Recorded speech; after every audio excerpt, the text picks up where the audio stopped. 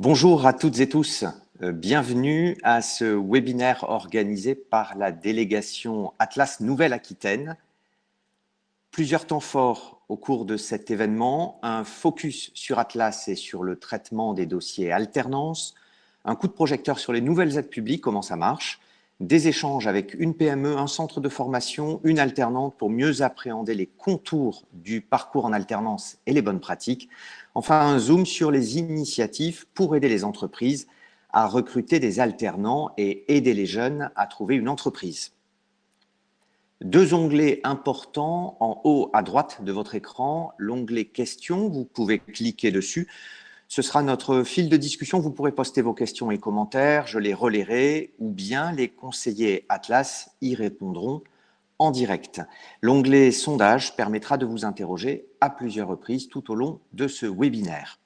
Alors on va commencer sans plus tarder en appelant David Tondelier, il est délégué régional d'Atlas en Nouvelle-Aquitaine.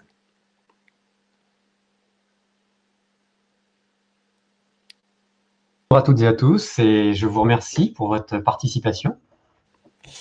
Bonjour David. Alors tout d'abord, l'opérateur de compétences Atlas est un opérateur récent comme tous les autres OPCO. Qu'est-ce qu'Atlas? Quel type de secteur et d'activité l'OPCO recouvre-t-il? Alors nous sommes donc l'opérateur en fait d'une manière générique sur les services financiers et donc le conseil. Donc nous sommes le principal interlocuteur emploi formation pour les entreprises relevant de ce secteur d'activité sur lequel nous allons à ce titre-là avoir, on va dire, 4 grandes classes. On va avoir tout ce qui va être sur la partie en fait assurance, sur les sociétés d'assurance, sociétés d'assistance et tout ce qui va être intermédiation, toutes les banques. Nous allons retrouver aussi également donc tout ce qui va être le conseil, donc dedans le numérique, l'ingénierie, l'expertise comptable, le conseil aussi pur et dur. Et donc notre rôle, c'est de pouvoir intervenir en fait sur divers sujets d'accompagnement des entreprises, sur le volet formation professionnelle, et notamment sur ce qui nous intéresse particulièrement ce jour, donc sur le sujet alternance, donc recrutement à travers les contrats de professionnalisation, les contrats d'apprentissage, pour lesquels les entreprises pourraient être amenées à recruter. Un webinaire, David Tondelier, pourquoi et pour qui?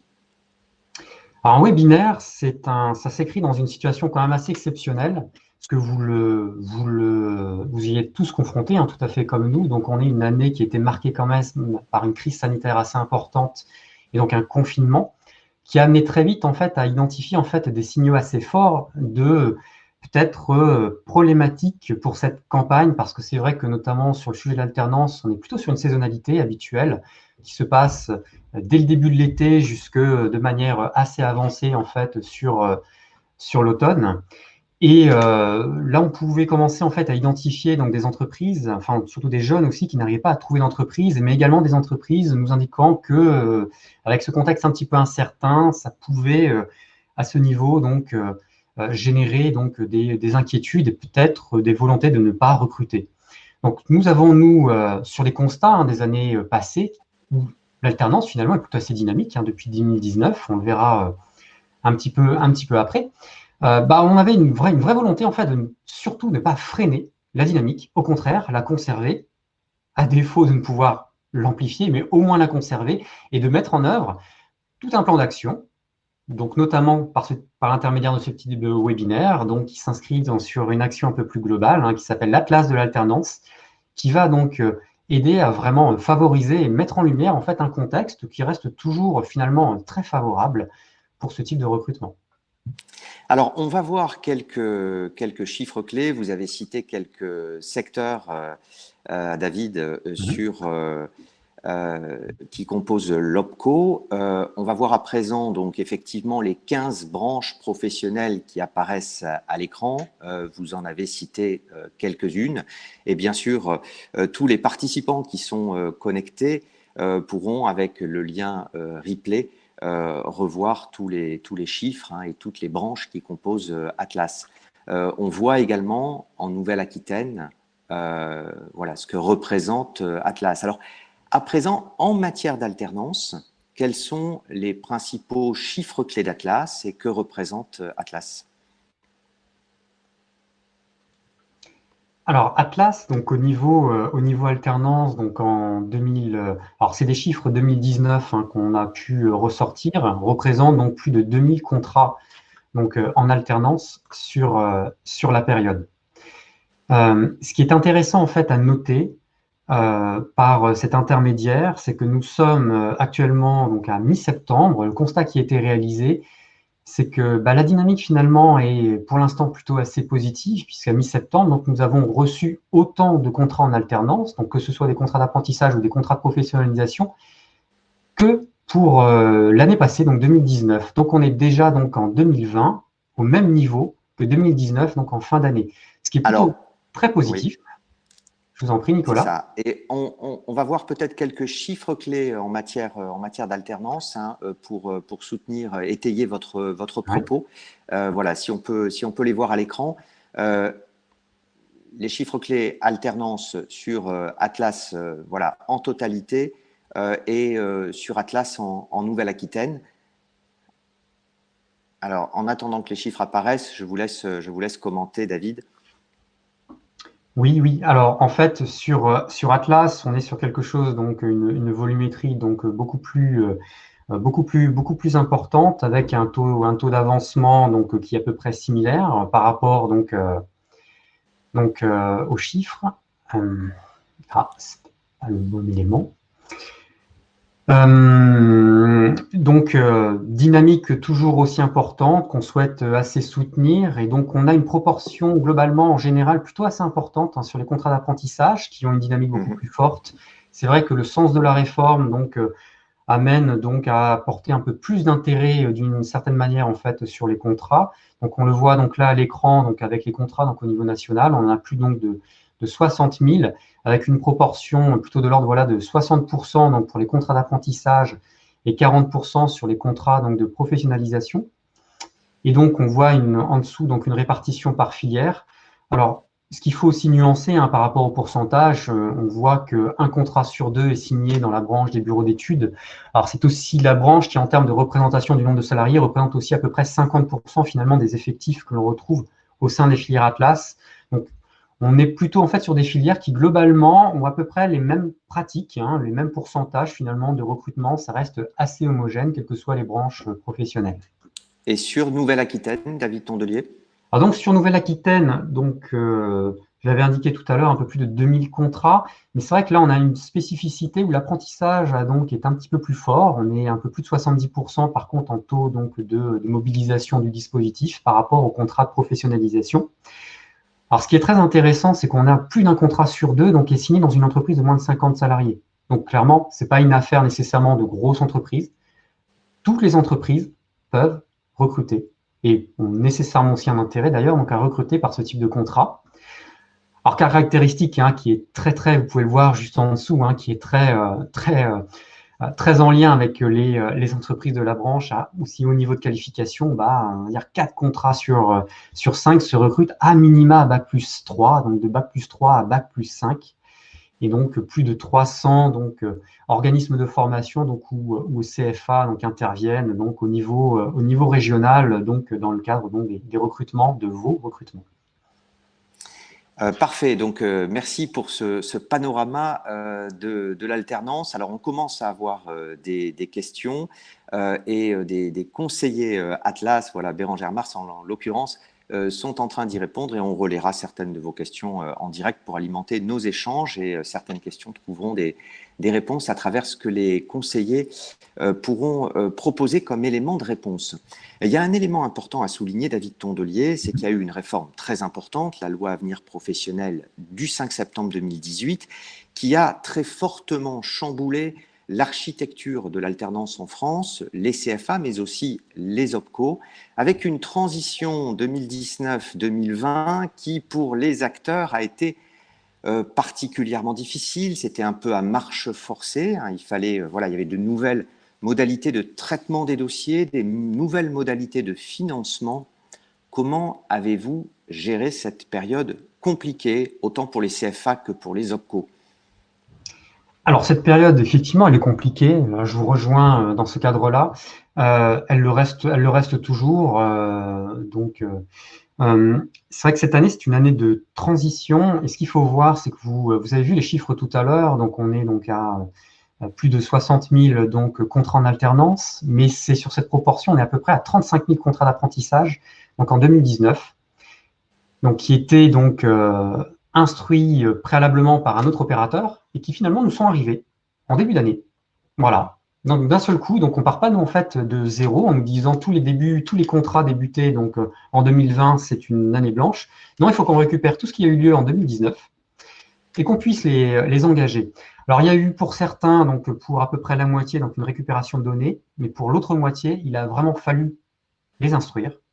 Et donc tout ça a pu enchaîner notamment donc on va dire un retard au démarrage, incluant donc actuellement un impact donc sur la nouvelle saisonnalité finalement des contrats, qui peut expliquer finalement des délais qui sont quand même assez importants.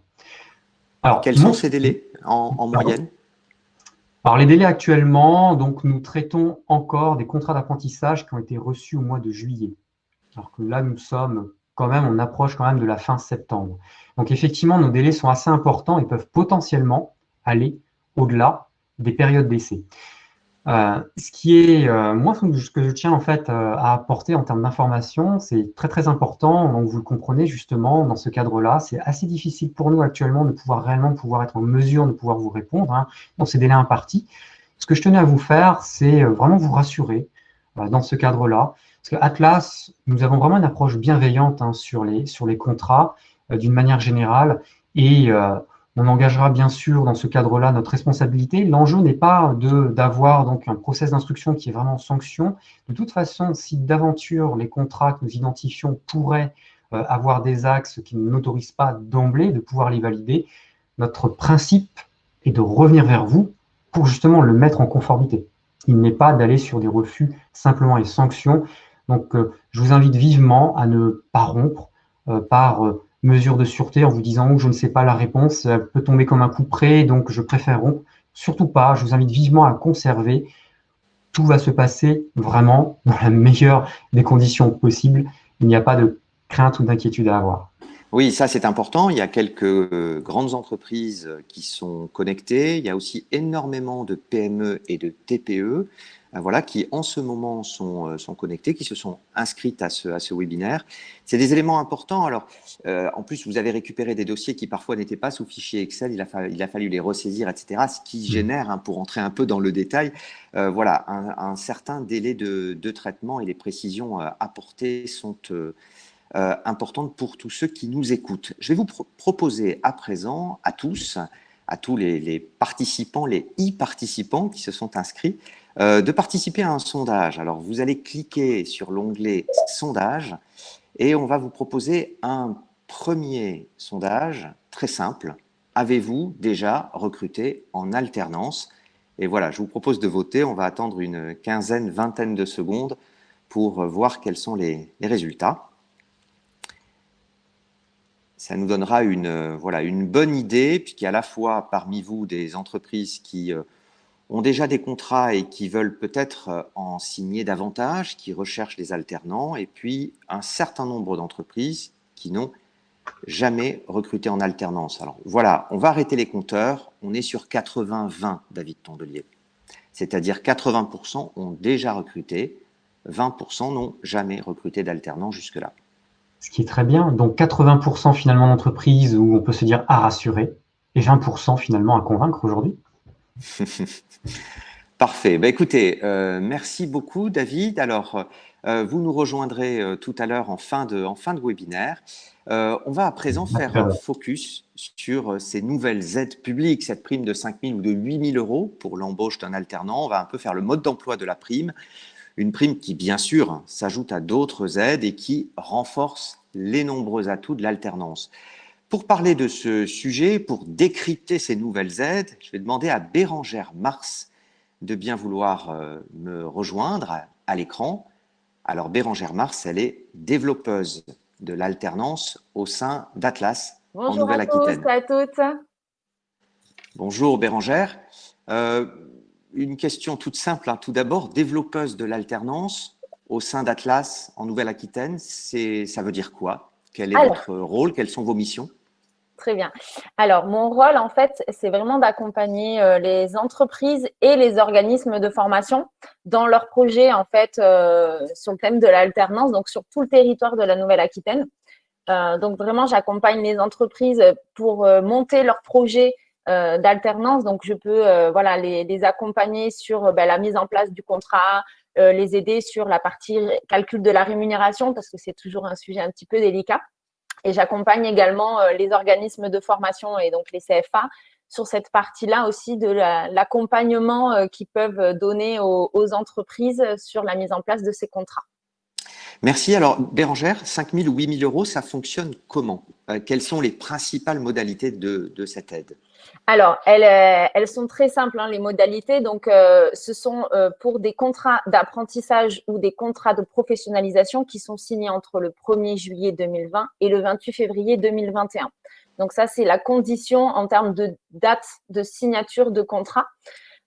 Ensuite, on a un critère d'éligibilité sur le contrat de professionnalisation, puisqu'il faut que l'alternant, le salarié alternant qui signe le contrat ait moins de 30 ans.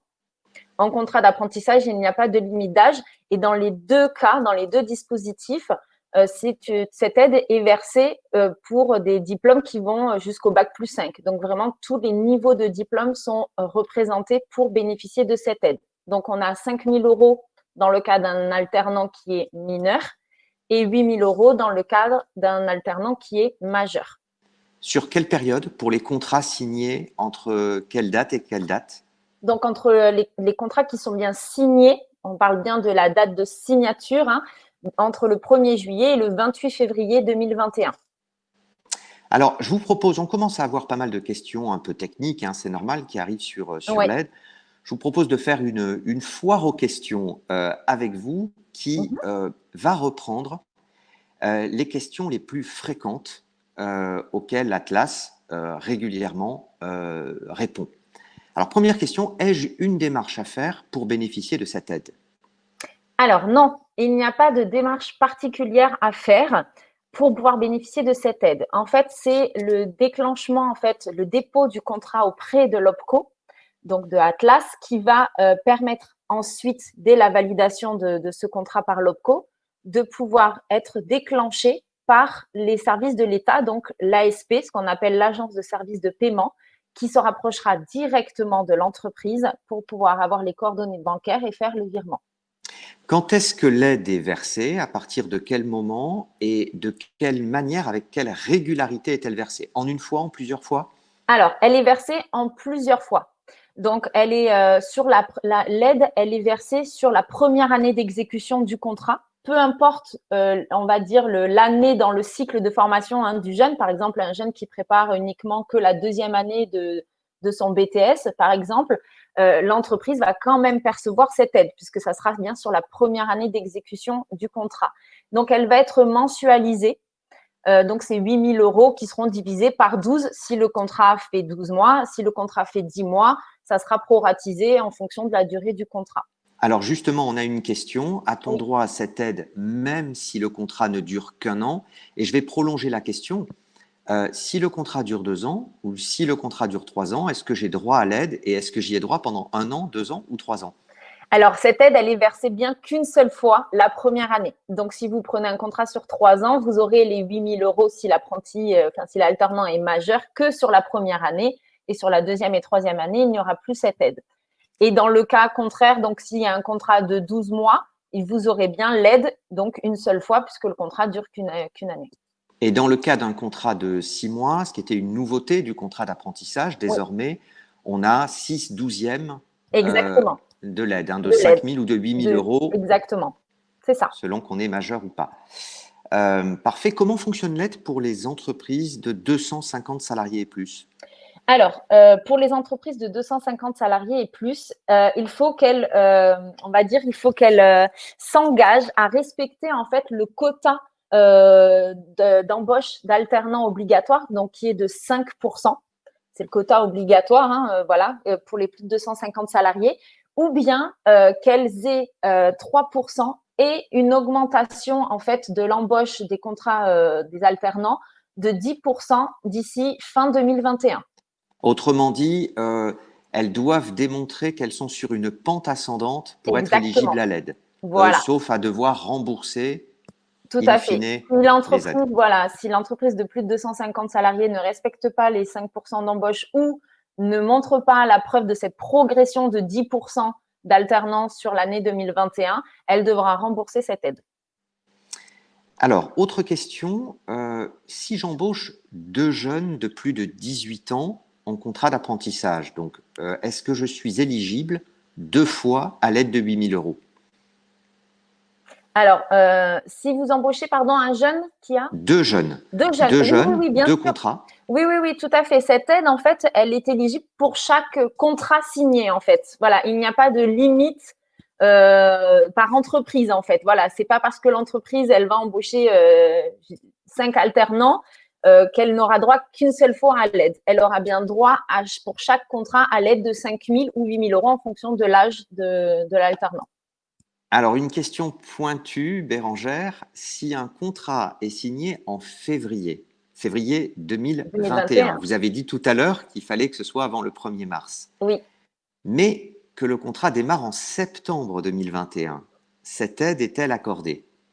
A priori, oui, puisque c'est bien sur la date de signature qui doit être faite avant le 28 février, enfin maximum 28 février 2021. Voilà, alors effectivement, on pourra peut-être vérifier, enfin si jamais la réponse devait être différente, vous aurez la possibilité de recontacter l'entreprise qui a posé cette question-là. Je renouvelle un contrat d'apprentissage avec mon apprenti. Est-ce que je suis éligible à l'aide? Oui, tout à fait. Les seuls types de contrats qui ne sont pas éligibles, ce sont les avenants, en fait, au contrat initial. Donc, lorsqu'il y a une modification sur un contrat initial, que ce soit un contrat pro ou un contrat d'apprentissage. Mais s'il y a bien un renouvellement, une succession de contrats, vous êtes bien éligible à cette aide, en effet. Alors, autre question, nous sommes une PME de moins de 10 salariés, écrit dans notre fil chat une participante. Combien d'alternants pouvons-nous embaucher? Alors, il n'y a pas forcément de texte qui précise en fait le nombre d'alternants qui sont autorisés dans une entreprise. Après, en fait, c'est du bon sens puisque en termes de critères d'éligibilité sur la partie tuteur maître d'apprentissage, un point qu'on abordera tout à l'heure, mais il y a des critères d'éligibilité et un quota à respecter par tuteur maître d'apprentissage. Donc, il faut bien respecter ce quota et ne pas aller au-delà. Donc, ça veut dire que s'il y a 10 salariés dans l'entreprise, éventuellement, il peut y avoir au moins 10 alternants.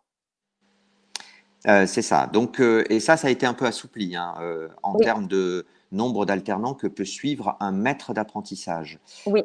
On a également alors 2-3 autres questions. Peut-on s'attendre à une nouvelle aide en 2021-2022 pour les contrats de 2 ans signés maintenant, puisque vous avez précisé que l'aide n'était valable que pour la première année et on a une question qui rejoint cette première question. Pour un contrat d'apprentissage de 2 ans, l'aide de 8 000 € pour un majeur ne sera versée que pour la première année. Question de notre internaute, la seconde année sera intégralement à charge de l'entreprise? Tout à fait. Alors, on parle bien en termes de salaire. Hein, on parle bien en termes de rémunération. Là, c'est vraiment, on n'aborde pas encore la partie financement de la formation. Mais oui, en termes de rémunération, cette aide des 8 000 € apporte une compensation sur la première année en termes de salaire. La deuxième année restera entièrement à la charge de l'entreprise. Après, pour la première question sur éventuellement une aide en 2021, 2022, moi, c'est tout ce que je souhaite parce que je trouve que ça a fait un bénéfice extraordinaire et un boom extraordinaire, en tout cas, sur les entreprises, cette aide exceptionnelle. Et ça montre bien que les entreprises ont quand même besoin d'un coup de pouce aussi financièrement pour pouvoir prendre des alternants, surtout dans nos branches où on est quand même sur des niveaux de diplôme qui sont assez élevés et donc forcément des jeunes qui sont plus âgés et qu'on va forcément payer un petit peu plus. Donc voilà, j'espère que ça se renouvellera, mais ça, l'avenir nous le dira. Très bien, on a quelques questions alors qui concernent les CFA aussi, d'autres aides, et on posera tout à l'heure la question à une directrice de CFA, responsable de CFA. En attendant, vous venez de l'évoquer, Bérangère Mars, il y a d'autres aides. Là, on parle de l'aide sur les salaires, il y a notamment le financement de la formation. Ça fonctionne comment? Alors, le financement de la formation, il y a deux distinctions à faire entre le contrat d'apprentissage et le contrat de professionnalisation. Dans tous les cas, en fait, c'est l'OPCO qui va financer les deux dispositifs. Donc, soit un financement total, soit partiel en fonction du coût de la formation que l'organisme de formation va facturer. Sur le contrat de professionnalisation, on est sur un forfait horaire en fonction des branches professionnelles dans leurs critères. Voilà, elles ont établi des forfaits horaires de prise en charge. Et pareil, sur le contrat d'apprentissage, en fonction des branches, il y a ce qu'on appelle un coût contrat qui a été défini avec France Compétences et les branches professionnelles. Donc, pour chaque, on va dire, diplôme qui existe, il va y avoir un coût contrat qui va être financé par l'OPCO. Donc, Et on voit apparaître, oui, effectivement, voilà, on voit apparaître un récapitulatif que tout vous à fait. avez élaboré des différentes aides. Je vous laisse le commenter. Tout à fait. Donc, le financement de la formation, voilà, qu'on vient d'aborder, donc qui peut être total ou partiel en fonction du coût de la formation et de la prise en charge que l'OPCO peut prendre en charge. Le salaire, donc le salaire qui est un élément donc qui est versé, qui est payé par l'entreprise et donc qui est en fonction de l'âge de l'alternant, que ce soit en contrat pro ou en contrat d'apprentissage, mais également aussi du diplôme qui va être préparé. Forcément, plus on va sur des diplômes de niveau supérieur, forcément plus le jeune va être âgé, il va dépasser les 21 ans, forcément ne va pas être rémunéré de la même façon. Ce qu'on voit apparaître à partir de 27% du SMIC, c'est pour un jeune qui est mineur dans le cadre légal. Il faut savoir qu'après, vous avez une rémunération légale et vous avez des rémunérations conventionnelles en fonction des branches qui appliquent des rémunérations particulières pour les alternants. Alors, précisément, que peut-on dire du reste à charge? C'est une des questions qui est arrivée sur le fil discussion. Oui. Le gouvernement avait communiqué sur le fait que pour les mineurs, les moins de 18 ans, le reste à charge était nul. Pour les majeurs, à partir de 18 ans, voilà, est-ce que vous pouvez donner un exemple de reste à charge, même si j'ai conscience que la question est un peu compliquée parce que selon les branches, les minima salariaux appliqués ne sont pas les mêmes. Tout à fait. Alors, je vous ai prévu un petit exemple sur le cadre légal parce que c'est compliqué en fonction des branches professionnelles, mais il ne faudra pas hésiter en tout cas sur le site de l'OPCO Atlas. Vous avez accès en fait à toutes les grilles de rémunération en fonction des branches professionnelles. Donc, c'est absolument transparent et voilà, tout le monde peut en prendre connaissance pour avoir une idée. Donc, l'exemple que je vous ai pris, c'est par exemple un jeune alternant donc en contrat d'apprentissage qui a 19 ans et qui va préparer un BTS pendant 2 ans, donc avec un contrat du 1er septembre au 31 juillet 2022. La première année, donc, il va être payé à 43% du SMIC. Donc, ça fait à peu près 661,95 €. Donc, sur un an de contrat, on est à 7 943 € et des poussières sur une année. Il faut rajouter à ça, en fait, les charges sociales. Alors, elles sont très réduites par rapport à un salarié classique. On est à peu près à 5,5% de charges sociales à payer sur ce salaire. Donc, ça nous fait à peu près 8 380 € bruts chargés en termes de salaire. Ça veut dire que sur une année, le reste à charge, c'est 300, si on déduit l'aide de 8 000. 380 €, exactement. Pour la première année, pour un jeune de 19 ans, on est sur 380 € de reste à charge en termes de salaire. La deuxième année, on est à peu près donc à 51% du SMIC, on va dire les 9 premiers mois de la deuxième année. Et ensuite, il va changer de tranche d'âge en cours de deuxième année, puisqu'il va passer à 21 ans, donc il va changer de pourcentage. On sera à 61% du SMIC. Donc, on est à peu près à 8 000 et des poussières sur la deuxième année en termes de rémunération en brut chargé.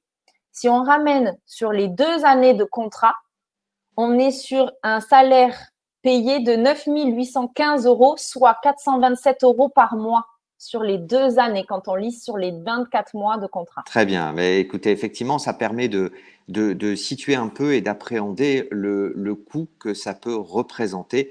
Et on parlera ensuite de l'investissement aussi que ça représente et des nombreux atouts. Il y a quand même un élément à ajouter, c'est qu'il y a quelques jours, début septembre, Atlas a mis en ligne une foire aux questions avec voilà, un grand nombre de réponses. Quel type de questions on trouve? Quel type de réponses trouve-t-on, Bérangère?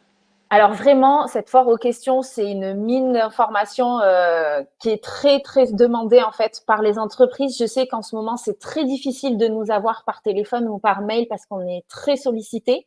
Et cette foire aux questions est justement un élément sur le site. C'est vraiment une pépite qui permet déjà d'apporter un maximum d'éléments de réponse que les entreprises en fait se posent sur la prise en charge, sur la rémunération, sur la durée du contrat, vraiment tout ce qui est en lien avec le contrat en alternance. Donc, il y a vraiment, on a recensé en fait toutes les questions pour lesquelles on est quotidiennement sollicité, pas que moi hein, sur la Nouvelle-Aquitaine, mais j'ai mes homologues sur les autres antennes au niveau des régions. Donc, tout a été centralisé en fait sur cette foire aux questions et qui permet déjà d'apporter un premier niveau d'information sur les contrats en alternance quand vous n'arrivez pas à nous avoir. Donc, c'est vrai qu'il faut avoir ce réflexe d'aller sur le site de l'Opco Atlas parce qu'en fait, c'est absolument transparent sur le site. On retrouve toutes les informations liées aux grilles de rémunération, aux coûts contrats qui vont être pris en charge, les critères de financement pour les contrats de professionnalisation, cette foire aux questions qui permet d'apporter plein d'informations aussi. Enfin, voilà, c'est une mine d'informations, le site. Alors, je vous propose peut-être de prendre une dernière question en lien avec ce chapitre-là, cette séquence-là sur les aides. Et puis, je précise également que toutes les questions qui n'auront pas trouvé de réponse, voilà, d'ici dans les prochains jours, prochaines semaines, vous y répondrez à tous les participants qui ont posé ces questions. Alors, il y a une question sur le reste à charge du coût de la formation. Est-il négociable avec l'école, avec l'OPCO? Et j'en ajoute une autre. Dans votre exemple, dit ce participant, il reste le coût de la formation qui n'est pas intégralement pris en charge par l'OPCO, non? Alors, le coût de la formation, en fait, il y a des critères de prise en charge qui ont été définis hein, dans chaque branche. L'OPCO, en fait, ne peut pas en fait étendre cette prise en charge. En fait, hein, on doit respecter les critères qui ont été définis. Donc, par contre, après, il peut y avoir une négociation qui peut se faire avec l'organisme de formation. Ça, c'est tout à fait possible pour éventuellement, s'il y a un reste à charge, je dis n'importe quoi, mais un contrat de professionnalisation qui est pris, l'organisme de formation facture à 15 € de l'heure et l'OPCO Atlas va prendre en charge que 11 € de l'heure, ce qui signifie que pour l'entreprise, il y a potentiellement un reste à charge de 4 € de l'heure. L'entreprise, nous, on restera bien sur du 11 €, on ne peut pas aller au-delà. Mais l'entreprise peut tout à fait essayer de négocier avec l'organisme de formation, soit pour qu'il s'aligne avec notre prise en charge, soit au moins réduire le reste à charge. Et on va prendre d'autres questions au cours de la table ronde qui va suivre. Mais il faut peut-être préciser aussi aux entreprises hein, qui posent beaucoup de questions sur ce reste à charge, cette prise en charge, que les partenaires sociaux au sein d'Atlas, organisations syndicales et patronales, alors, peuvent parfois aller un petit peu plus loin sur la prise en charge. Et qu'effectivement, il faut aussi se rapprocher peut-être des organisations professionnelles pour voir si la branche a certaines spécificités ou si vous avez des enjeux particuliers. Alors, merci beaucoup, hein, Bérangère, pour ce jeu de questions-réponses. Il y en a énormément. On va poursuivre notre webinaire avec une séquence également pratico-pratique consacrée à la manière de recruter en alternance et aux différents contours d'un parcours en alternance.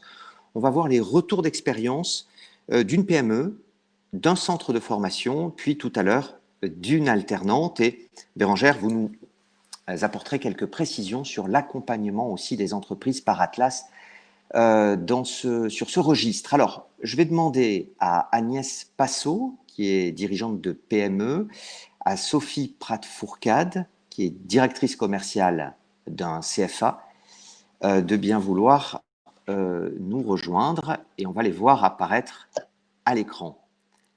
Alors, on commence par Agnès Passot. Bonjour. Bonjour. Et on va voir apparaître donc, voilà, Sophie Prat-Fourcade. Bonjour. Bonjour. Et Bérangère Mars qui va nous rejoindre à nouveau si elle le veut bien. Alors, on va faire un petit tour de table pour que vous vous présentiez l'une et l'autre. Agnès Passot, quelques mots sur vos différentes structures. Vous avez 2 entreprises et sur vos fonctions. Bonjour, donc je suis dirigeante de... Ah pardon, alors on a une petite déconnexion. Ça n'est pas grave, on va demander à Sophie Prat-Fourcade voilà, de bien vouloir se présenter et présenter sa structure. Bonjour à tous. Donc, je suis Sophie Prat-Fourcade. Je suis directrice commerciale du Campus du Lac. Le Campus du Lac, c'est un CFA qu'on qualifie d'historique puisqu'on a toujours été CFA. Et on a 2 campus, un sur Bordeaux et un sur Libourne. Et on travaille avec Atlas, notamment sur les BTS Assurance, les Bac+3 Assurance et puis sur des métiers transverses. D'accord. Vous avez combien d'alternants? Ça se répartit comment entre contrat d'apprentissage et contrat de professionnalisation? Aujourd'hui, nous sommes sur un périmètre global de 1500 alternants. Et cette année, on est pratiquement à plus de 80% de contrats d'apprentissage. Et on reste avec un petit peu de contrats de professionnalisation pour les profils plus âgés ou des parcours différents. Grosso modo, quels sont les principaux diplômes visés? Ils préparent à quel type de métier? Vous avez quelques dominantes, en tout cas pour ce qui est du ressort du périmètre Atlas, puisque vous travaillez avec plusieurs OPCO. Alors, on travaille avec plusieurs OPCO puisqu'on est sur la filière de la restauration et du tertiaire, on va dire. Et par rapport à Atlas, on est sur le BTS Assurance, sur le bachelor responsable de développement commercial assurance, sur des CQP également liés à l'assurance. Et puis après, on est présent également avec Atlas sur des métiers transverses en assistanat de direction, en support managérial, en métier de commercial. Voilà. Donc, on est à la fois sur le cœur de métier banque assurance, mais aussi sur le transverse. Merci. Alors, on va passer à Agnès Passot. Agnès Passot, donc je vous laisse à la fois vous présenter et présenter vos structures. Oui, bonjour. Donc 2 entreprises, je suis dirigeante de 2 entreprises, Aquitaine et Aliénor.net. Nous sommes en région bordelaise. Nos activités sont autour de la data et du numérique. Donc 120 salariés dont la majorité des métiers sont soit des métiers techniques autour du développement informatique, système et réseau, soit des métiers autour du marketing. Et nous avons des alternants régulièrement. Alors, chaque année. vous allez nous raconter ça. Alors, vous êtes à la fois chef d'entreprise et en même temps, vous êtes assez impliqué, on peut le dire, dans un certain nombre d'associations dans votre secteur d'activité, notamment dans 2 associations. Oui, alors je suis présidente de Digital Aquitaine, qui est une association, un cluster qui regroupe les entreprises du numérique de la Nouvelle-Aquitaine, et vice-présidente du CIRPIN, qui est un syndicat qui regroupe des dirigeants d'entreprises de PME dans le numérique également. Et vous siégez également au CFA de l'Université de Bordeaux. Et ça, c'est pas neutre non plus parce que, vous nous le raconterez tout à l'heure, c'est une manière pour les entreprises d'exprimer un certain nombre de besoins et d'enjeux auprès des organismes de formation. Et donc, ça permet aussi d'ajuster l'offre de formation. Un mot sur, enfin plusieurs même, sur l'alternance. Vous êtes une convaincue de l'alternance. Vous recrutez combien d'alternants chaque année sur vos 2 structures, 90 et 30 salariés, donc 120 en total? Alors, sur 120 salariés, on a chaque année autour de 7-8 alternants. Et cette année, comme les autres années, on n'a pas modifié les pratiques, on n'en a pas pris moins. Je pense qu'on n'en a pas pris plus ou voilà, a eu une personne. Donc 7-8, c'est plus de 5% de l'effectif, hein, Ouais. nettement plus. Sur quel type de poste recherchez-vous et positionnez-vous les alternants? Alors, on a des alternants. Alors, ça fait très longtemps qu'on recrute en alternance, donc on a pu se faire notre expérience. On a toujours eu des alternants, en fait. Donc, on recrute de bac+3 à bac+5 parce qu'en dessous, on considère qu'on n'a pas forcément, on n'est pas le meilleur endroit d'accueil compte tenu de la technicité de nos métiers. On recrute des alternants avec dans les deux grandes familles de métiers dont j'ai parlé, donc des familles de métiers techniques, des développeurs, des assistants chefs de projet, des futurs ingénieurs systèmes et réseaux, ou dans des métiers marketing, e-commerce.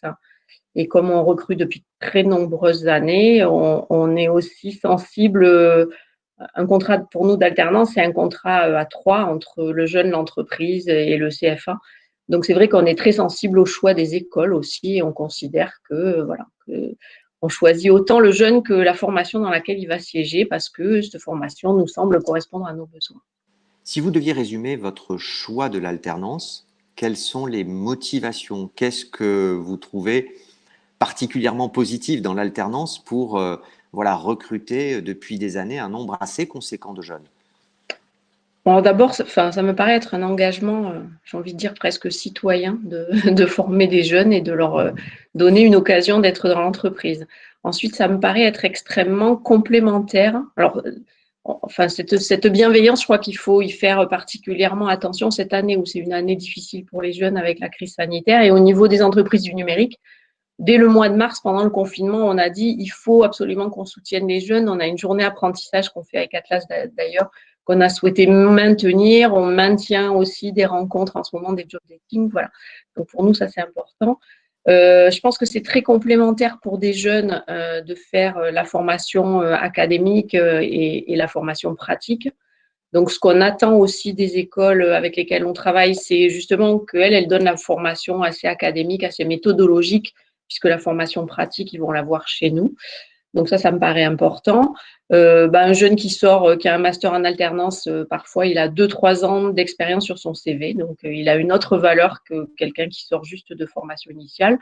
Bon, une autre vertu, ils la verront moi je dis des fois aux jeunes qu'on recrute, vous penserez à moi dans 40 ans, c'est que quelque part, ils cotisent à la retraite aussi. Donc, c'est pas neutre quand on gagne Et ils ont un 3-4 salaire, ans. c'est sûr. Alors, vous m'avez raconté en préparant cette séquence que vous étiez un peu agacé par ce que vous entendiez souvent autour de l'alternance. Même si les idées reçues commencent un peu à refluer, il y en a encore beaucoup. L'alternance, c'est pour les métiers manuels, l'alternance, c'est pour les tout premiers niveaux de qualification. Or, voilà, c'est tout l'inverse, vous vous recrutez plutôt à bac+3, à bac+5. Oui, alors, bon, c'est une image qu'on a dans notre branche, c'est une évidence. Enfin, je crois que dans le numérique, franchement, c'est une évidence. L'alternance, pour nous, c'est une modalité courante. Mais c'est vrai que je suis agacée chaque année au mois de septembre quand, dans la presse, on entend parler de l'alternance et qu'on ne voit que l'artisanat et qu'on ne voit jamais les formations supérieures. Et on parle de l'alternance comme presque comme un échec sur la scolarité. Et pour moi, c'est tout l'inverse. Donc, c'est vrai que je trouve ça très, très agaçant, mais j'entends aussi des parents qui considèrent que l'alternance, c'est en gros, si on n'a pas les moyens de financer des études à ses enfants, et c'est absolument pas ça. Je trouve que c'est tout le contraire. Oui, merci Sophie Prat-Fourcade. Il y a une question qui arrive. Les autodidactes sans diplôme n'ont pas de chance pour un contrat. Alors, David Tondelier a répondu en disant c'est ouvert à tous les niveaux et vous êtes l'illustration au campus du Lac d'un CFA qui accueille absolument tous les niveaux sur des secteurs assez variés. Ah oui, on part du CAP, mais on va jusqu'au master et je suis tout à fait d'accord avec Madame Passot. Je dirais même qu'aujourd'hui, l'alternance, c'est la voie de l'excellence, parce qu'il faut pouvoir à la fois assumer le travail demandé dans l'exigence du diplôme en 2 fois moins de temps et être performant en entreprise. Donc, on ne peut pas dire que l'alternance, c'est réservé à des gens qui ont des échecs scolaires, c'est juste pas possible. Par contre, c'est réservé aux gens qui ont un projet professionnel. Et donc là, à partir du moment où ça a du sens pour l'apprenant d'avoir un projet, d'avoir un métier qui plaît, eh ben, il trouve la motivation. Et parfois, et très souvent, dans ces filières d'alternance, on réconcilie complètement les candidats avec l'approche à la fois scolaire scolaire parce que ça a du sens par rapport à un métier. Et ce qu'on demande aux entreprises, c'est de nous aider justement dans cette vision métier, dans le projet professionnel et dans la construction. Et l'entreprise a sa place entière dans cette construction de projet professionnel. Donc, tout dépend du type de diplôme. Si je réponds à Norbert, hein, donc autodidacte, il y a quand même des diplômes qui demandent des niveaux diplômes pour accéder, et il y a d'autres filières aussi, d'autres où l'expérience professionnelle est également valorisée. Donc, il y a des possibilités Et puis, pour il y a les aussi, autodidactes. c'est ça, et il y a aussi des statuts mixtes qui se sont pas mal Mm. développés ces dernières années, où un Mm. jeune peut démarrer en statut scolaire, par exemple en seconde, et basculer en alternance en Tout à première et fait. en terminale. Et c'est vrai que vous le disiez, très souvent, il y a un format scolaire qui ne convient pas à un certain nombre de Ouais. jeunes, alors que le format alternance leur convient beaucoup plus. Mais il y a une responsabilité, bien sûr, de tous, des médias Mm. aussi, pour Ouais. présenter une image, bien sûr, diverse et juste, des familles également, parce que parfois, les jeunes ont certains souhaits, certaines envies, et vous êtes bien placé pour savoir que ce sont parfois les familles qui incitent à prolonger les études sous statut scolaire, Mm. alors que l'alternance peut présenter des perspectives de carrière très intéressantes. J'ai beaucoup de jeunes, ils passent le bac, ils reviennent nous voir en disant ça y est, j'ai le bac, maintenant je peux faire mon CAP en cuisine parce que je suis passionnée de cuisine. Et ils reprennent un CAP en un an pour faire de la cuisine. C'est hallucinant, mais c'est comme ça. Pour aider à avoir ce regard un peu différent sur un certain nombre de métiers, que peut faire le CFA? Et je demanderai ensuite à Agnès Passot, que peut-on faire au niveau des entreprises et des associations pour promouvoir peut-être des métiers en tension, des métiers qui sont peu reconnus, des métiers qui sont mal connus, des métiers sur lesquels il peut y avoir beaucoup de représentation. Sophie Prat-Fourcade. Alors, c'est vrai que c'est un enjeu majeur, notamment des CFA et des entreprises, de changer le regard sur les différents métiers.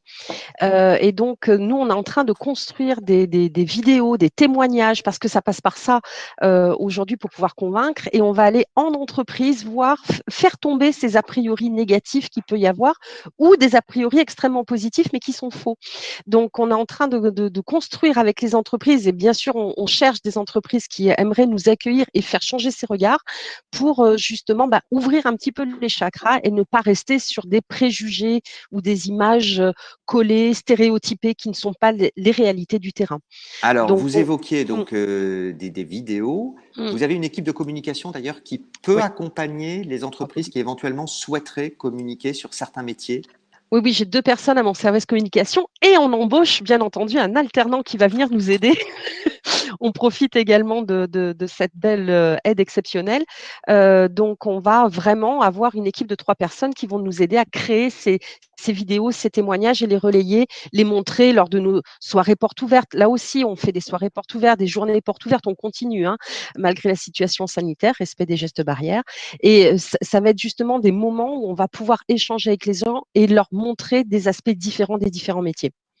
Merci. Agnès Passot, de quelle manière, quand on est une entreprise, ou en tout cas membre d'une association, on a plus de poids, peut-on aider à cette promotion des métiers? Alors, première question et question subsidiaire. Vous disiez tout à l'heure que vous participiez à une instance de CFA. Qu'est-ce que vous y faites? Comment vous pouvez aider à faire évoluer l'offre? Alors, sur les instances de CFA, l'idée, c'est de valider le passage en apprentissage de formation, de section, des ouvertures de section. Il y a un autre outil qui est important, c'est les conseils de perfectionnement.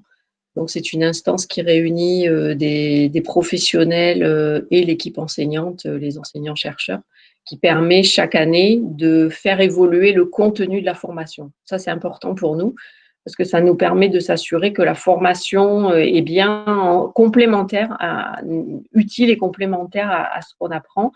Et donc, alors on peut le faire en tant que chef d'entreprise. Évidemment, en tant qu'association, c'est peut-être plus facile de se regrouper parce qu'on recueille une voix globale et puis, bon, ça prend quand même un petit peu de temps.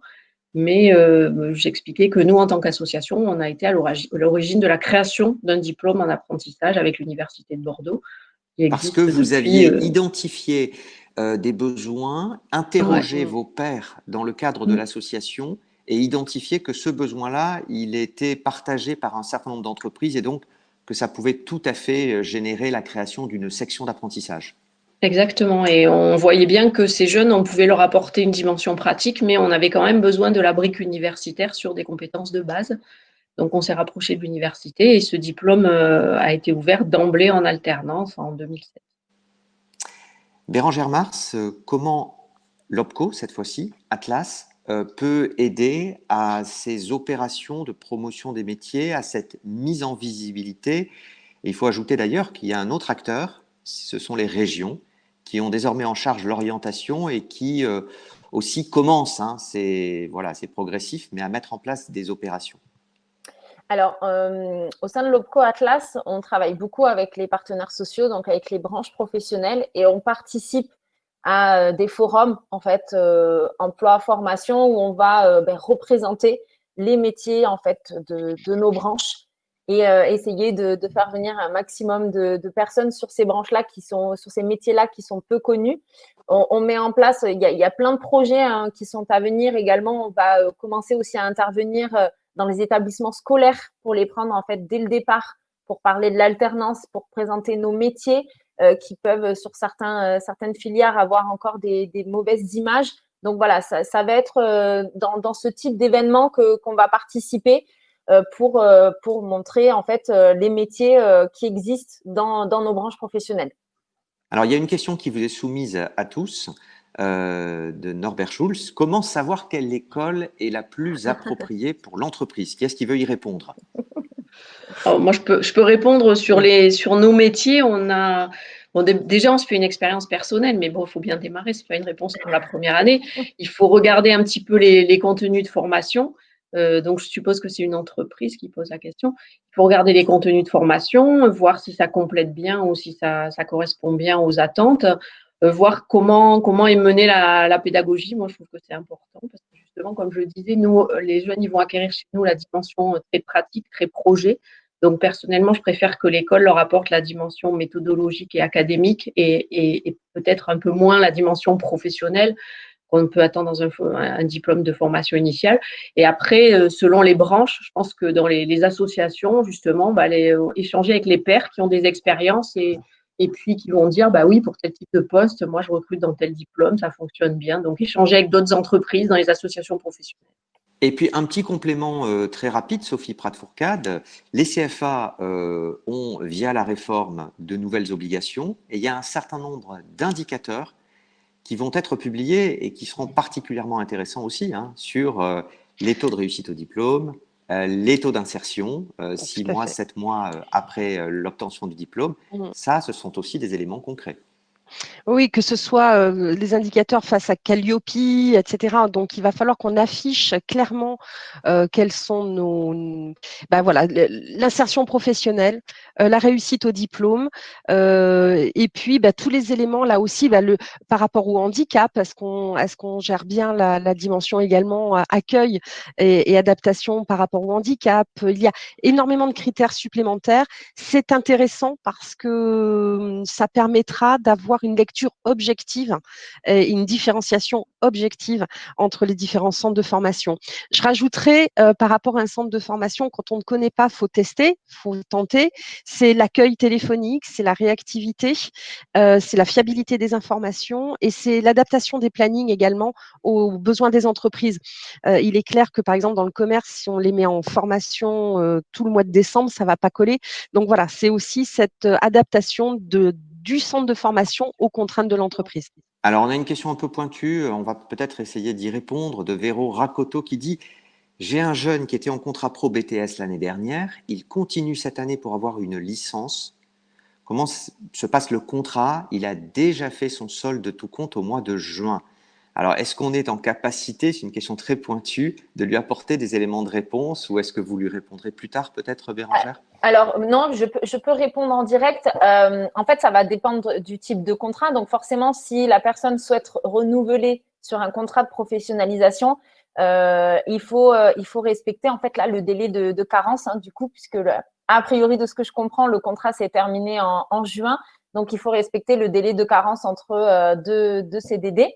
Et après, par contre, il y a la possibilité, si la personne est encore éligible par rapport à son âge, de le faire en contrat d'apprentissage, tout simplement, et de signer un contrat d'apprentissage sans problème. Il n'y a pas besoin de respecter de délai de carence. Ce sont deux dispositifs différents. Très bien, merci beaucoup. Alors, je vous propose, avant de prendre une ou deux nouvelles questions, un nouveau sondage, un deuxième sondage. Donc, vous allez dans l'onglet, vous cliquez sur l'onglet sondage et vous allez voir apparaître le deuxième sondage. La question est la suivante. Un contrat en apprentissage est possible, alors pour les jeunes jusqu'à 25 ans inclus, pour les jeunes jusqu'à 29 ans inclus ou sans limite d'âge. Alors, on vous laisse quelques secondes pour voter et on a voilà, un certain nombre de questions qui justement portent aussi sur cette limite d'âge et sur contrat pro, contrat d'apprentissage. Donc, ça va être l'occasion peut-être de faire un petit point là-dessus. Alors, on va arrêter les compteurs. Voilà. On a 5% des répondants, 7%, ça évolue au fur et à mesure que vous votez. Donc 7% qui disent jusqu'à 25 ans inclus. 51%, la moitié, jusqu'à 29 ans inclus. Et 41% des répondants disent sans limite d'âge. Alors la question était un peu piège, hein. Ouais. Je vous laisse répondre, Bérangère. Alors, en effet, en contrat d'apprentissage, la limite d'âge officiellement donc, a été allongée jusqu'à 29 ans inclus. Jusqu'à 25 ans, c'était l'ancienne application. Donc, voilà la petite subtilité qu'il y avait sur la question. Par contre, après, il y a des cas particuliers. Donc, par exemple, pour les personnes qui sont reconnues travailleurs handicapés, il n'y a pas de limite d'âge pour signer un contrat d'apprentissage. Voilà. Alors, là, on parlait du contrat d'apprentissage. En Oui. contrat de professionnalisation, l'aide s'applique jusqu'à quel âge et c'est possible pour quel type de profil? Alors, le contrat de professionnalisation, ce sont pour des jeunes donc jusqu'à 25 ans, 25 ans révolus, et demandeurs d'emploi de 26 ans et plus. Donc, dans demandeurs d'emploi, on entend vraiment même tous les profils. Un jeune qui était en contrat de professionnalisation avant, qui a 27 ans, peut faire un nouveau contrat de professionnalisation derrière sans problème. C'est les statuts en fait inactifs qui ont plus de 26 ans qui ne peuvent pas signer de contrat de professionnalisation. L'aide, en tout cas pour l'aide exceptionnelle des 5 000 € pour les mineurs et 8 000 € pour les majeurs, en contrat pro, elle n'est valable que pour les moins de 30 ans. C'est ça. Donc, à partir de 30 ans, vous pouvez avoir, et d'ailleurs beaucoup d'entreprises de plus en plus font appel à ce type de profil, des salariés qui ont déjà parfois exercé un ou plusieurs métiers et qui sont en reconversion. Ils ne sont pas éligibles à l'aide, à cette aide-là. En revanche, ils sont éligibles à d'autres aides, notamment le financement de la formation. Et il y a également le profil particulier des travailleurs handicapés, où là, il n'y a pas de limite d'âge, quel que soit le type de contrat, Bérangère. Oui, tout à fait. Parfait. Donc, merci pour ces nouvelles questions. On va voir à présent quel est le suivi de l'alternant, à la fois par l'entreprise et par le CFA. On va aussi s'interroger sur le rôle, les missions du maître d'apprentissage dans le cadre d'un contrat d'apprentissage ou du tuteur dans le cadre d'un contrat de professionnalisation. Et je vais demander à Charline Ballanger, qui est alternante en comptabilité et en gestion, de nous rejoindre à l'image. Alors voilà, on va la faire venir et on va lui demander « Bonjour Charline ». Bonjour à tous. Merci d'avoir accepté de participer à ce webinaire et de témoigner. Et peut-être alors pour commencer, quelques mots pour vous situer, pour vous présenter, pour parler de votre parcours. Alors, moi, je suis étudiante en DSCG qui correspond au niveau master en comptabilité, menant avec l'expertise comptable. Je suis ma formation à l'école de Kedge Business School à Talence, dans la région bordelaise. Et parallèlement, je suis en cabinet d'expertise comptable et je travaille donc par le biais d'un contrat de professionnalisation. Vous aviez fait un bac… Pardon, excusez-moi, oui. Je vous en prie. Oui, j'allais juste ajouter que j'ai eu justement la chance de faire l'intégralité de mon parcours, donc du BTS en passant par la licence et aujourd'hui le master, le tout en alternance. Après un bac économique et social, donc l'intégralité du parcours post-bac, c'est intéressant par rapport au retour d'expérience que vous pourrez nous livrer. Vous en êtes où aujourd'hui? Quand est-ce que vous terminez votre parcours dans l'obtention du diplôme? Vous en êtes à quelle étape? Alors aujourd'hui, je suis sur ma dernière année du SCG, donc qui est le master de comptabilité. Qu'est-ce qui vous a fait opter pour l'alternance après le bac?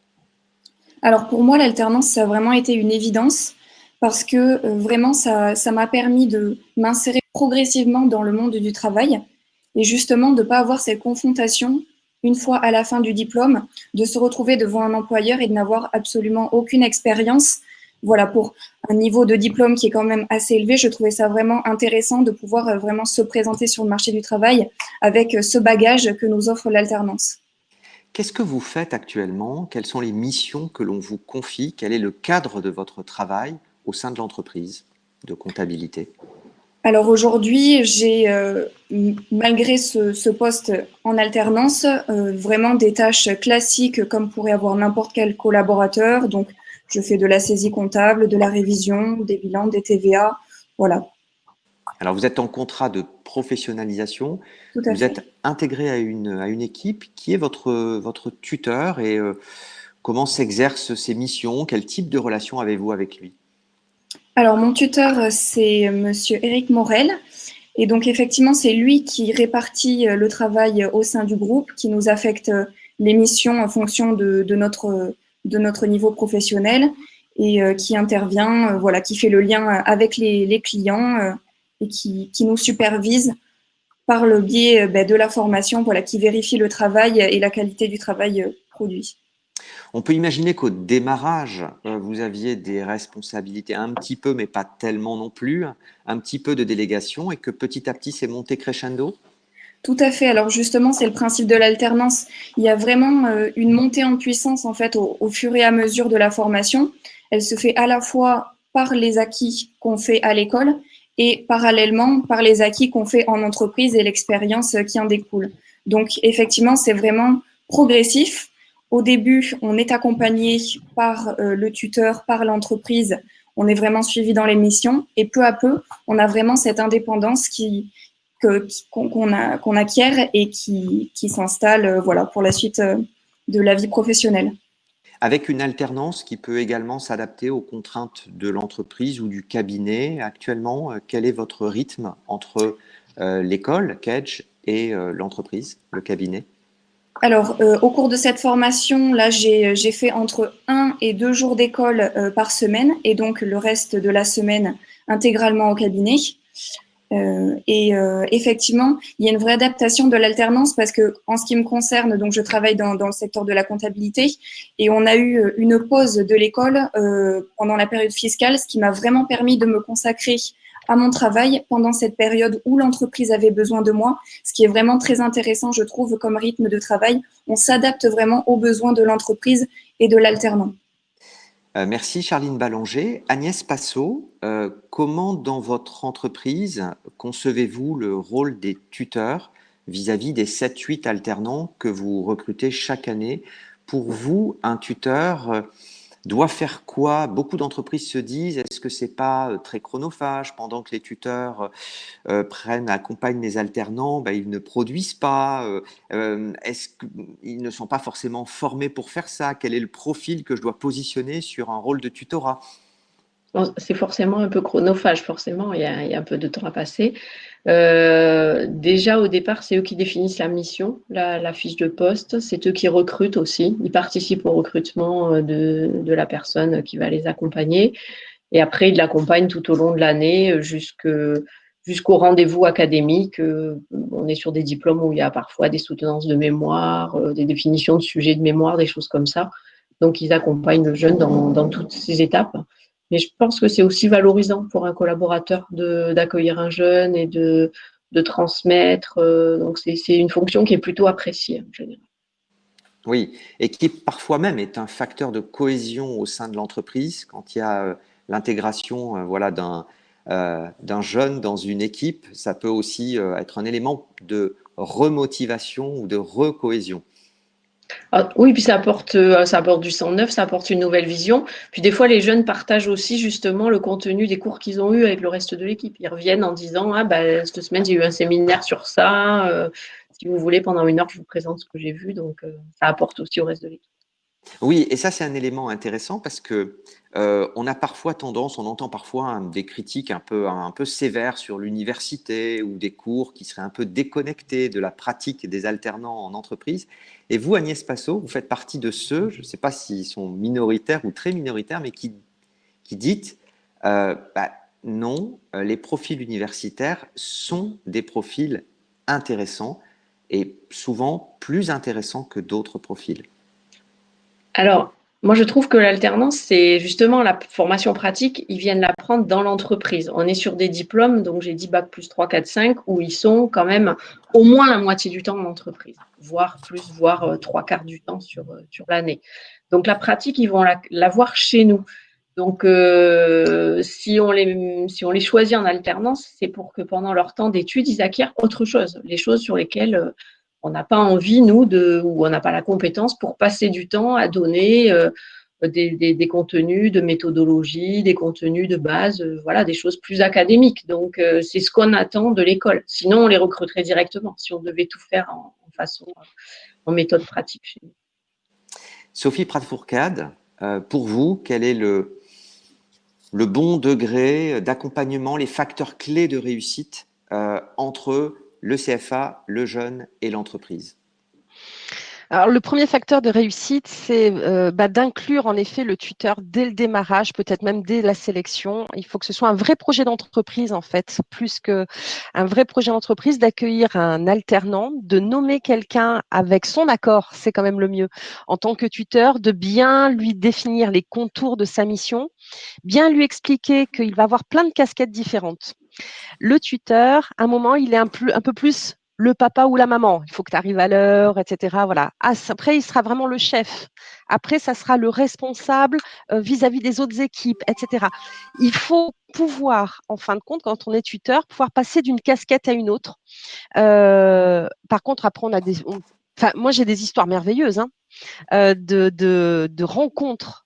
C'est vraiment une rencontre entre un alternant et son tuteur, c'est un vrai binôme qui apporte énormément à l'entreprise.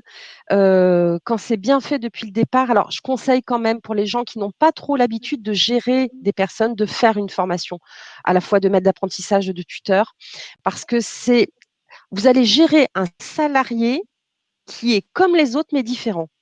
Et ça, alors c'est important de le préciser, vous proposez vous-même des formations qui peuvent aller de quelques heures à plusieurs journées même. Ça peut même être en classe virtuelle. Cette modalité s'est beaucoup développée, donc digitale pendant le confinement et restée d'ailleurs depuis. C'est des formations qui permettent d'apprendre quoi, de positionner comment le tuteur?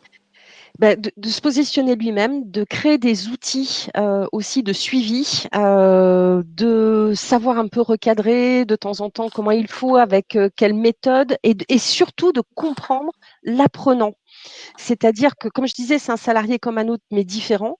Il faut bien comprendre la logique et pouvoir s'adapter. Il va avoir du boulot. Il y a certains tuteurs, vous savez, ils disent c'est bon, il va à l'école, il est en vacances. Pas du tout, pas du tout. Donc voilà, il faut essayer de comprendre pour que l'alchimie se passe le mieux possible, et on donne des outils concrets également pour améliorer le suivi de son alternant. Après, Agnès Passot le disait, ça peut être aussi professionnalisant pour le tuteur d'avoir des contacts multiples à la fois avec l'alternant et le formateur ou le responsable pédagogique, parce qu'il y a des partenariats parfois qui se nouent avec des labos de recherche, et puis qu'il peut y avoir un échange sur l'activité ou sur la stratégie de l'entreprise qui peut être enrichissant. Je sais pas si totalement. Il y a vraiment des choses qui se créent au fur et à mesure. Nous, les tuteurs, après, enfin, l'entreprise peut venir au campus partager son expérience, trouver de nouveaux profils, mettre en place des projets. C'est vraiment un lieu ouvert. On n'est pas cloisonné. D'un côté l'entreprise, de l'autre côté le CFA et au milieu il y a l'apprenant. C'est vraiment, il y a même des entreprises qui nous proposent de venir découvrir l'activité et au niveau des formateurs, c'est important aussi.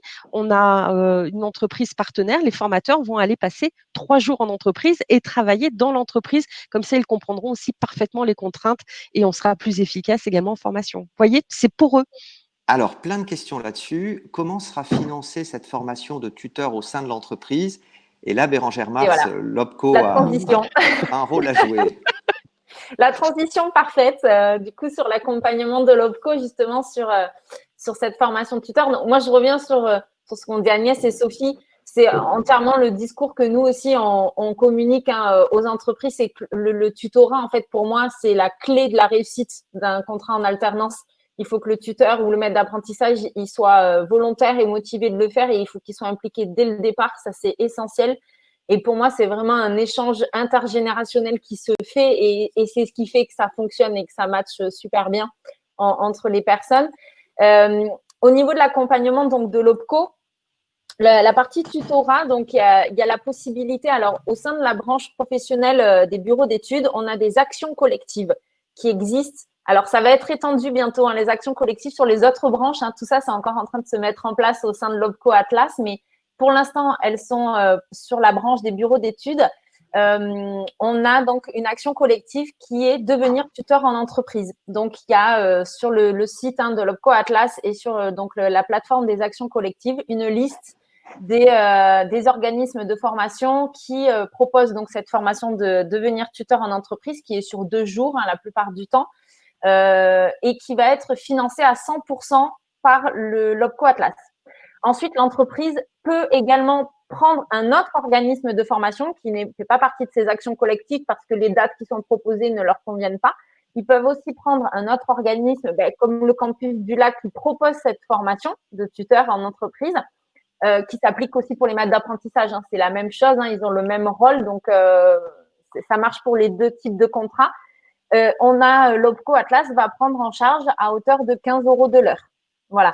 Donc, il y a D'accord. Alors, aussi de cette formation. Autre question, une formation tuteur est-elle obligatoire? Merci de nous communiquer la date et comment suivre cette formation de maître. Ça, c'était en référence à ce que disait Sophie Prat-Fourcade. Est-ce que chaque CFA propose des formations aux tuteurs? Voilà, je vous livre les questions à la volée. Alors, Bérangère d'abord peut-être et Sophie Prat-Fourcade ensuite. Oui. Alors, il n'y a pas de formation tuteur obligatoire, en tout cas pas dans nos branches. Il n'y a pas du tout d'obligation, mais par contre, c'est vivement recommandé. Moi, c'est vraiment ce que je conseille quand je suis en entreprise. Je leur dis que c'est pas obligatoire, mais que je le recommande parce que ça apporte vraiment beaucoup de solutions et de méthodes pour encadrer correctement un alternant. Est-ce que chaque CFA propose des formations aux tuteurs? Non, pas forcément. Sophie Prat-Fourcade, alors la date, comment suivre cette formation de maître? Idéalement à distance, s'il vous plaît. Oui, alors on a la formation à distance. Alors, je dis bien, c'est vraiment une formation à distance, c'est-à-dire avec des jeux pédagogiques, etc., adaptés au distanciel. Donc ça, c'est important, c'est pas de la visio. On fait la même chose qu'en classe, mais à distance. Donc, on a tout sur notre site internet, sur ceci, à la fois les dates en présentiel ou les classes virtuelles. Et juste pour info, c'est organisé en distanciel en 3 séquences de 2h30 pour que ce soit compatible avec l'activité justement des responsables et des tuteurs et que ce soit pas trop chronophage. Voilà. Donc, vous avez tout sur notre site internet campusdulac.com. Parfait. Et alors, je vous propose une dernière question à toutes. Est-ce que l'alternant est un salarié comme les autres? Oui. Que répondre aux entreprises qui ont encore des réticences? Et on va commencer par la première concernée, Charline Ballanger. Il y a un certain nombre d'entreprises, 20%, 1 sur 5, qui nous écoutent, qui n'a pas encore recruté d'alternants, qui se posent peut-être des questions. Qu'est-ce que vous leur diriez si vous cherchiez justement un contrat en alternance dans ces entreprises-là par rapport à tous les freins qui peuvent parfois être mis en avant? Alors, je dirais que l'alternance, ça permet vraiment à l'entreprise de pouvoir former le jeune, par exemple, à sa culture d'entreprise, justement, à ces méthodes de travail vraiment spécifiquement. Voilà, c'est une page blanche sur laquelle vraiment l'entreprise peut investir et voilà, essayer de former le jeune vraiment conformément à ses attentes.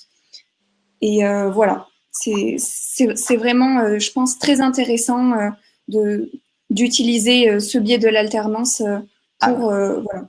Oui, avec finalement un volet formation qui est, on l'a dit, un peu plus important au départ, mais avec Effectivement, une oui. autonomie qui croît considérablement ensuite, et avec un alternant qui, au final, produit de plus en plus. Tout à fait, oui. Comme on le disait tout à l'heure, il y a une vraie montée en puissance au fur et à mesure de la formation. Et alors, effectivement, au début, ça demande peut-être un peu de patience et de formation, de prise de temps au niveau de l'entreprise et notamment de la part du tuteur, mais c'est vraiment un investissement pour l'avenir. Merci beaucoup, Charline. Agnès Passot, l'alternant, un salarié comme les autres? Alors d'abord, un salarié, oui, c'est pas un stagiaire, c'est un vrai salarié avec toutes les obligations d'un contrat de travail, que ce soit sur le respect du savoir-être en entreprise, de la confidentialité, du règlement intérieur, etc. Donc ça, c'est vraiment quelque chose d'important. Et comme les autres, pas tout à fait, parce qu'il doit effectivement suivre les cours et il y a des périodes où il est là, il n'est pas là. Donc, il faut conjuguer les deux. Et on attend aussi, donc, nous, on attend aussi du CFA d'être suivi là-dessus. Hein. Sophie Prat disait tout à l'heure, il y a la casquette de recadrer sur les horaires, etc. Donc, des fois, les jeunes alternants, ils ont un peu de mal à savoir, oh, ben, j'ai fait la fête hier, je vais arriver plus tard. Ben non. Mais de la même façon, quand ils sont, pendant qu'ils sont à l'école, ils sont aussi sur leur contrat de travail. C'est-à-dire qu'ils sont, c'est du temps travaillé. Donc, on ne sèche pas les cours ou si on est absent, bah, il faut absolument que l'école nous prévienne. Donc, c'est déjà leur expliquer que ce sont des salariés, mais ce n'est pas tout à fait des salariés comme les autres, du moins au début. Après, quand tout se passe bien, ça se cadre vite. Alors, un élément de réponse assez court, Sophie Prat-Fourcade là-dessus, et j'ajoute quand même une question. Alors, l'alternant, un salarié comme les autres, oui, non. Il y avait une question tout à l'heure qui était posée sur les aides au CFA. Alors, il y a des aides à l'obtention du permis de conduire, il y a des aides à l'alternant, il y a des aides au premier équipement, et je vais vous demander aussi 2-3 petites précisions peut-être là-dessus, et ensuite Bérangère Marx pourra compléter. Alors, j'ai vu passer une question d'Ornella. Bonjour Ornella. C'était justement pour les apprentis sans contrat. Donc, les CFA ont la possibilité d'accueillir ce qu'on appelle des apprentis sans contrat, c'est-à-dire des jeunes où on sait qu'ils vont trouver une entreprise d'ici, parce que le but, c'est ça, hein, c'est vraiment qu'ils trouvent un contrat d'apprentissage, enfin un contrat d'alternance. Ils ont 6 mois pour trouver, on a 6 mois pour trouver avec eux. Donc, ça va être pris en charge par un des OPCO. Je ne sais pas si c'est encore très officiel tout ça, mais bon, il y a des bruits. C'est bon, je peux le dire, c'est l'OPCO EP. Oui. Voilà. Oui. Donc l'OPCO des entreprises de proximité. Exactement, voilà. Qui va prendre en charge ce financement de ces apprentis sans contrat à hauteur de 500 €. Alors, je ne rentre pas dans les détails techniques parce que bien sûr, ils nous inventent des tas de systèmes très, très sympathiques. Mais en tout cas, le gouvernement nous soutient. Alors, vraiment, ce sont des mesures, il faut comprendre quand même que ce sont des mesures exceptionnelles par rapport à la situation sanitaire. Je pense qu'il faut faire attention aussi que les entreprises ne s'habituent pas trop à toutes ces aides parce que c'est quand même du travail. C'est quand même des salariés et un salarié, ça se paye. Donc, je ne voudrais pas non plus qu'à un moment, l'apprentissage devienne du travail gratuit. Et c'est vraiment une aide exceptionnelle. Et ce mot exceptionnel, moi, je le maintiens très fortement vis-à-vis des entreprises et vis-à-vis de nous. Nous avons une aide exceptionnelle pendant 6 mois pour maintenir les apprentis sans contrat. Voilà, ne transformons pas une situation exceptionnelle avec quelque chose de structurel. Merci beaucoup. Alors, Bérangère Marx, très court également, peut-être sur le complément d'aide. J'évoquais le premier équipement, notamment le permis de conduire.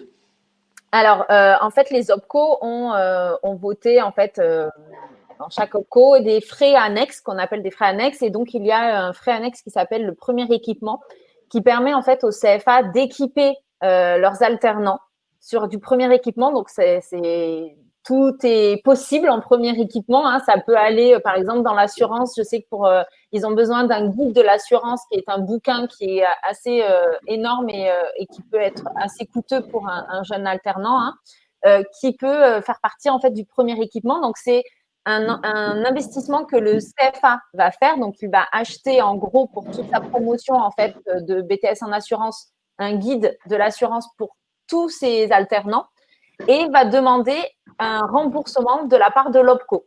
Donc, chez Atlas, on est limité donc au maximum à 500 €. Ils peuvent aussi décider d'équiper leurs jeunes, leurs alternants d'ordinateurs portables. Donc, dans la limite des 500 €, l'OPCO les remboursera. Merci beaucoup. Merci à toutes les quatre pour vos différents témoignages. Merci d'avoir répondu aussi à un certain nombre de questions.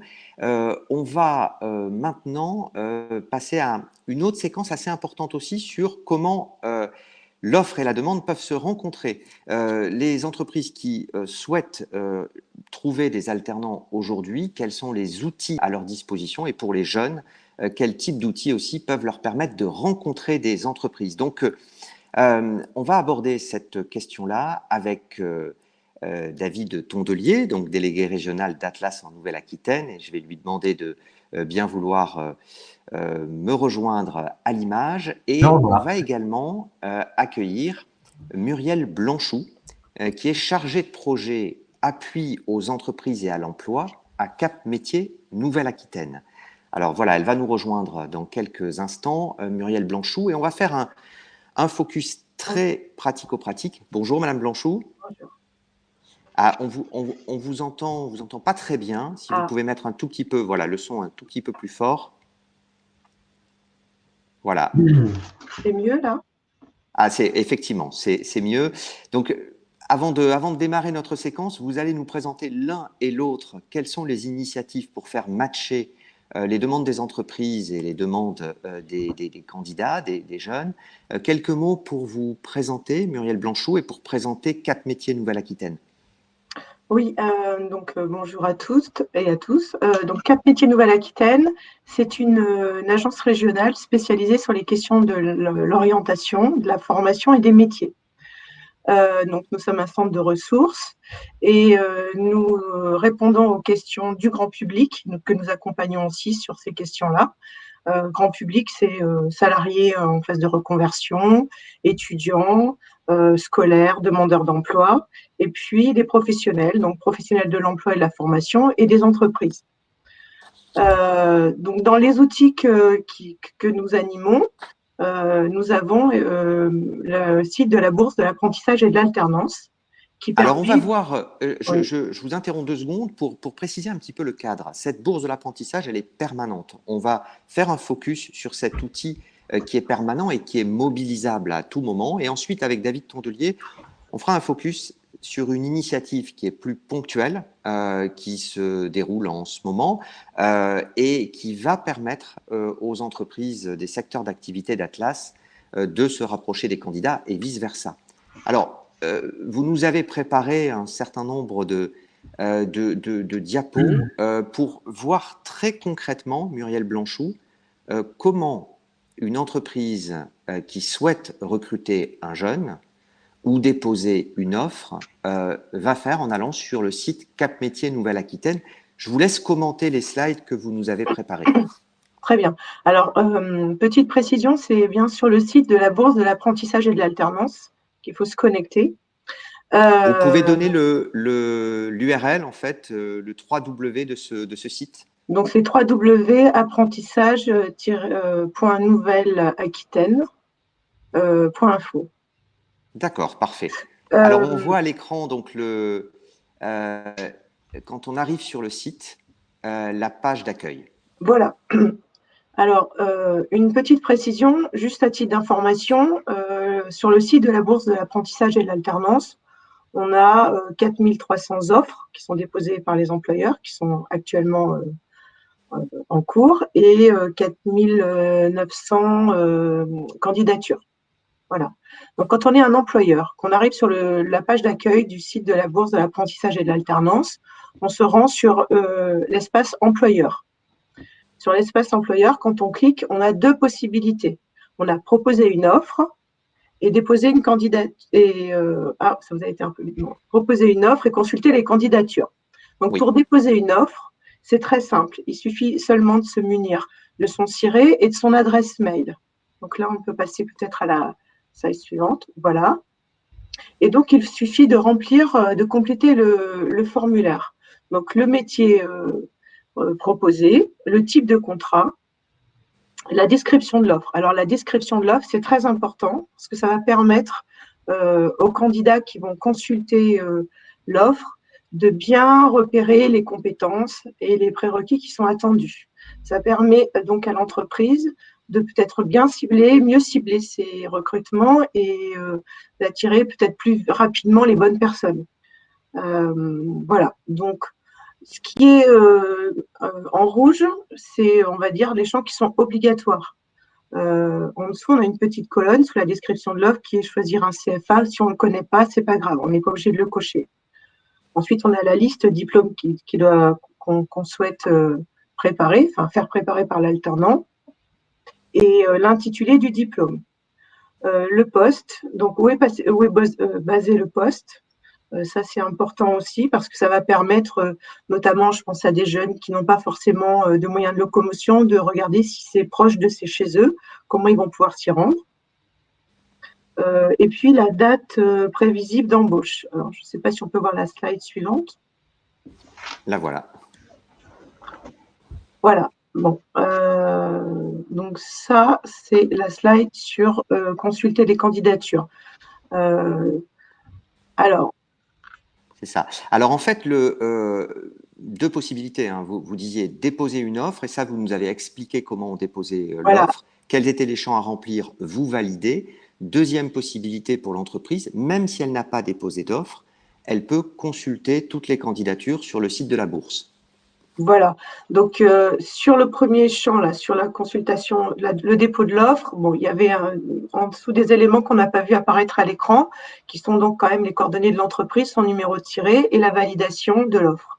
Ça arrive chez nous et nous, on vérifie que tout est bien conforme et ensuite l'offre apparaît sur le site. Voilà. Donc, les personnes qui recherchent une offre peuvent donc consulter cette offre. Et puis, pour l'entreprise peut aussi rechercher une candidature. Donc, elle clique sur rechercher une candidature et on arrive sur cette page. Donc là, on va pouvoir, avec les filtres qui se trouvent sur la gauche de l'écran, cibler soit le département, le type de contrat, le diplôme préparé. Et on va voir apparaître une liste de candidatures qui ont été filtrées, triées par rapport aux critères. Si, par exemple, on choisit le premier, on voilà. arrive donc sur cette page-là. Donc, on choisit voilà, une candidature. On clique, on arrive sur cette page-là. Donc là, on voit qu'on a des informations qui sont intéressantes, mais on n'a pas toutes les informations. Donc, on a quand même la candidature d'une personne. Donc, on voit sa date, le diplôme qu'elle souhaite préparer, sa commune de résidence, qui est intéressant par rapport au lieu où se trouve l'entreprise, le type de contrat, les formations déjà suivies, et puis le moyen de locomotion et les stages ou les expériences passées. Donc là, typiquement, le candidat a son permis, a une automobile et parle de ses expériences précédentes. Si cette candidature intéresse l'entreprise, qu'est-ce qui se passe ensuite? Donc, elle clique sur « Je suis intéressée » et là, il y a un formulaire qui va s'ouvrir et qui va permettre à l'entreprise de compléter avec ses coordonnées et puis surtout de laisser un message personnalisé au candidat. Votre candidature m'a intéressée pour telle et telle raison, merci de me contacter. Donc, on donne les modalités de contact que l'on préfère, le mail, le téléphone, et on valide. Ce message, il arrive chez nous, à Cap Métiers, aussi sur le site de la bourse, et nous, on va le transmettre au candidat avec un petit message qui lui dit une entreprise est intéressée par votre candidature, merci de prendre contact avec elle. Donc là aussi, dans le message qu'on va lui transmettre, il y a une partie commentaire à remplir par l'entreprise et qui est aussi, enfin j'insiste sur ce point parce que c'est vraiment ce qui va faire la qualité de la rencontre, voilà, qui doit être vraiment précisément bien rempli avec un maximum d'informations sur l'entreprise, ses méthodes, voilà, tout ce qu'elle souhaite mettre en avant pour attirer, entre guillemets, le bon candidat. C'était parfaitement clair. Merci beaucoup. Et on rappelle donc c'est la bourse de l'apprentissage en Nouvelle-Aquitaine. Voilà, et on a aussi, je tiens à le dire, on a aussi une ligne téléphonique qui s'appelle Allô, c'est mon info, au Oui. 0800 940 166, où on a aussi des conseillers de chez Cap Métiers qui répondent aux questions et qui peuvent aider les entreprises ou les candidats à trouver un centre de formation ou un renseignement sur la formation. Redonnez le numéro, s'il vous plaît. 0800 940 166. Allô, Merci c'est mon beaucoup. info. Alors, David Tondelier, Atlas a mis en œuvre de son côté aussi des initiatives pour promouvoir l'alternance et cette rencontre entre les jeunes et l'entreprise, avec notamment une opération qui s'appelle Co-Jobbing. De quoi s'agit-il? Alors, il s'agit en fait de job dating virtuels, donc qui ont lieu sur une échéance plutôt assez courte, donc qui a débuté hier et qui s'étend donc jusqu'au 9 octobre. Donc, allez-y, on est en plein dedans. Et ce sont des job dating qui vont être, il va y avoir 3 job dating en fait qui vont être spécialisés plutôt par filière, histoire qu'on ait plutôt des correspondances en fait entre les diplômes recherchés par les entreprises et les activités. Donc, on en a un qui va être dédié donc, aux entreprises, donc numérique, ingénierie, conseil, un dédié plutôt sur les secteurs banque et assurance, et le troisième va être dédié en fait aux experts comptables. Donc, pour pouvoir y participer, donc c'est un jeu en fait d'inscription, donc à travers donc une plateforme qui va être dédiée sur lequel donc à la fois vous avez un regard qui est posé donc sur les étudiants eux-mêmes de toute façon s'inscrivent également et portent leur candidature. Vous de votre côté vous aurez en fait également à pouvoir déposer la possibilité de déposer vos offres. Donc il y aura tout un système par rapport à cette plateforme donc finalement de matching, ce qui amènera aussi également par la suite donc dès l'instant que ça collera tout simplement à pouvoir réaliser en fait des entretiens de manière virtuelle. On ne part pas sur le physique dans un premier temps, c'est toujours aussi bien sûr les conditions actuelles, mais ça pourra se faire de manière virtuelle. Alors, ce qui est très important aussi par rapport à ce créneau qui est fait, pour aussi vous le faire, si vous posez des questions, hein, c'est totalement gratuit. Donc, n'hésitez absolument pas donc, à y aller dans ce cadre-là. Ça fait partie en fait des services de toute façon qui vous sont proposés aussi actuellement. Alors, pour pouvoir y accéder, en termes d'inscription, vous le voyez donc à l'écran, ça vous ramène en fait sur le site Atlas. Donc, vous voyez en haut de votre page, hein, si vous cliquez tout simplement sur le choix entreprise, vous le voyez en bas à droite, vous allez sur Atlas de l'alternance 2020, qui est l'événement que je vous avais décrit tout à l'heure, l'événement donc actuel donc de promotion en fait des dispositions de l'alternance. Et dessus, donc vous trouverez donc à la fois l'inscription à ce job dating, mais la plupart des informations aussi également, de toute façon, qui vous ont été relayées donc au cours de ce webinaire. Vous trouverez donc rappel sur les aides et ce qui peut être aussi intéressant pour vous, puisque ça avait été cité à quelques questions à un moment, donc un simulateur d'aide, c'est déjà peut être aussi un bon indicateur pour vous dire, tiens, avec ce qui existe, avec ce simulateur, quel va être mon reste à charge? Vous avez une partie de la réponse sur cette page. Alors, ce que je vous propose pour conclure ce webinaire, ça va être très court, c'est d'aller une dernière fois dans l'onglet sondage et de répondre à la question suivante. À l'issue de nos échanges, envisagez-vous de recruter en alternance? Oui, non, peut-être.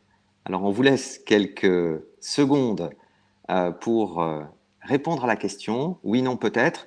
Merci à tous, j'en profite, pour être restés aussi longtemps. Vous êtes très nombreux, quasiment le même nombre, à 4-5 exceptions près, à être restés connectés durant tout ce webinaire. Donc, à la fois très attentif et très participatif. Alors, on voit s'afficher la réponse. Oui, 73% envisagent de recruter en alternance et 26% disent peut-être.